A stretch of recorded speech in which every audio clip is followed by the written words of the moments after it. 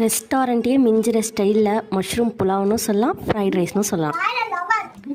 வேறு லெவல் டேஸ்ட்டில் எந்த சாஸுமே ஆட் பண்ணாமல் சூப்பராக எப்படி செய்யுதுன்னு பார்க்கலாம். ஒரு பேனில் 1 ஸ்பூன் நெய், கட் பண்ண மஷ்ரூம், 1/4 ஸ்பூன் உப்பு, 1/4 ஸ்பூன் பெப்பர் சேர்த்து 2 நிமிஷம் சாட்டே பண்ணி எடுத்துக்கணும். ஒரு கடாயில் 2 டேபிள் ஸ்பூன் எண்ணெய், 15 பல்லு பூண்டு பொடியாக நறுக்கினது, ஒரு சின்ன சைஸு தக்காளி பியூரியாக ஆட் பண்ணிக்கிட்டேன். 1/4 ஸ்பூன் வெறுமிளகாய் தூள், 1/4 ஸ்பூன் சர்க்கரை சேர்த்து 2 நிமிஷம் நல்லா வதக்கிட்டு கேரட், பீன்ஸ், கோஸ், கேப்சிகம் ஆட் பண்ணி 1/2 கப்பு தண்ணி ஊற்றிட்டு காய்க்கு தேவையான அளவுக்கு உப்பு போட்டுட்டு மேலே ரைஸை அப்படி தம் மாதிரி போடணும். ரைஸ்க்கு தேவையான அளவுக்கு உப்பு, எண்ணெய் போட்டு உதிராக வடித்து வச்சுருக்கேன்.